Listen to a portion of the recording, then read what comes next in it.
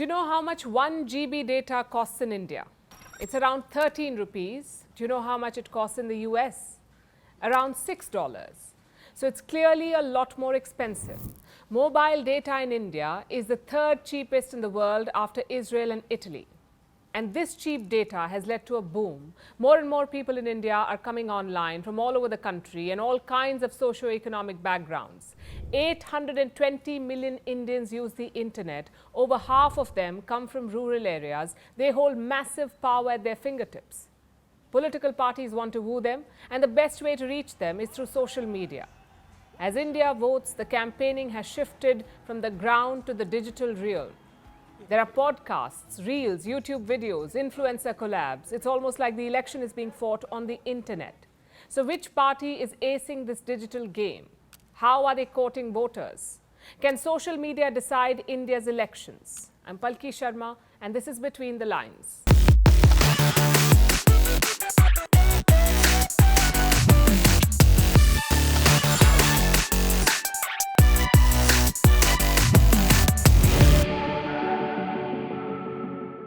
The year was 2014. India was gearing up for elections. Narendra Modi was a prime ministerial candidate. He was standing for the BJP, the Bharatiya Janata Party, and they had a clear strategy, a social media push to gain votes. There were Facebook interviews, mobile crowdsourcing, hashtag wars on Twitter, campaigns were digital, promotions were digital. It was an aggressive strategy, and it is said to have worked in their favor, even helped seal Modi's victory. 2014 was India's first social media election.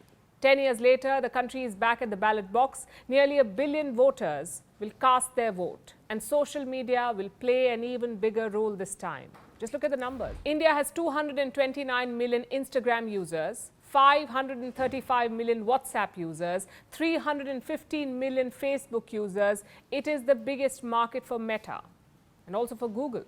India has 462 million YouTube users. Social media is booming in the country, all thanks to its young demographic. Half of India's population is under the age of 30. Many of them are first-time voters, which means political parties have their task cut out. They must woo the youth. And how are they doing that? By betting big on social media influencers. Which brings us to the question, who exactly is a social media influencer? How do you qualify? You must have a large and engaged social media following, and you should be able to influence their opinion and behavior.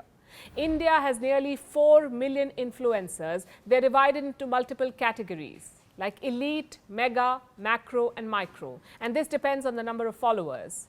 They make anywhere between 20,000 to 1 lakh rupees for a sponsored post. In some cases, it can go up to 5 lakh rupees. Again, it depends on their social media reach. India's influencer market will be worth $289 million by the end of this year. By 2026, it could be worth $400 million. So the market is growing, and it's growing at a breakneck speed. Political parties want to ride this wave, so their leaders are joining podcasts. There are candid chats and food vlogs. The action is happening online, so much so that 2024 is being called India's YouTube election. And for good reason.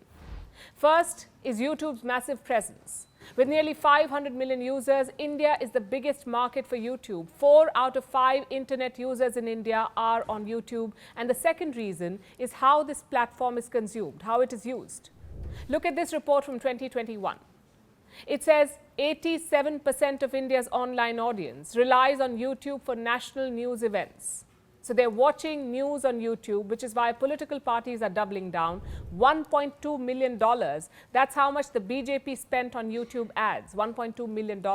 This is between June 2023 and January this year.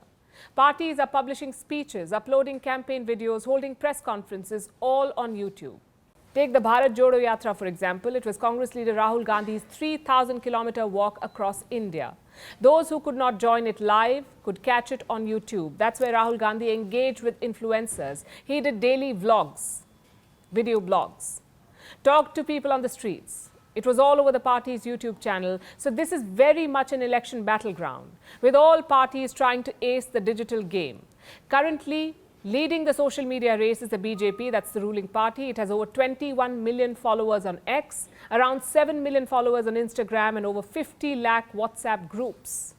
Compare that to other parties. India's main opposition party, the Indian National Congress, they have 10 million followers on X, around 4 million on Instagram. There's also the Aam Aadmi Party, or AAP, 6 million on X, over 1 million on Instagram. So the BJP is ahead, led by the Prime Minister himself. He is the face of the party and the most popular leader on social media. He has nearly 100 million followers on X, 88 million on Instagram and 20 million on YouTube. By some estimates, Prime Minister Modi is the most followed leader in the world online. Congress leader Rahul Gandhi has 25 million followers on X, 6.4 million on Instagram. Aam Aadmi Party leader Arvind Kejriwal has 27 million on X and around 2 million on Instagram. So other party leaders are not even close. That's a big X factor for the ruling BJP, and they're using it to their advantage. So social media is playing a huge role in this election. And this trend is not limited to India. It's evident across the globe. This is the year of mega elections. More than 70 countries are going to polls. That's nearly 45% of the globe, representing 42% of the global GDP. And the internet plays an outsized role here. Indonesia's elections were called the TikTok elections. US President Joe Biden joined TikTok to campaign for polls. In Pakistan, X went down amid claims of vote rigging. Meta has set up teams to counter AI abuse in the European Union elections. So from Facebook to Twitter and Instagram to TikTok, social media has become the primary electoral battleground. It's where narrative wars are fought and users are converted into voters. That puts a lot of power in the hands of social media companies. They can alter a country's political landscape through their algorithms. There are lots of concerns in this regard. There's fake news, rampant misinformation, hate speech, deep fakes. They can color political opinion, and social media platforms have failed to address these challenges.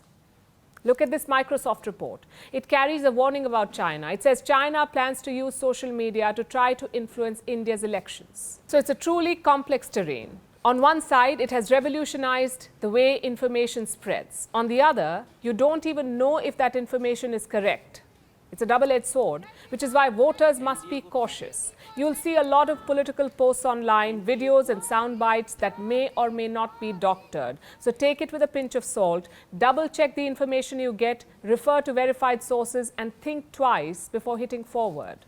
Not everything you see on the internet is real or true, and you must be able to tell the difference, because the power of democracy should lie with voters, not algorithms.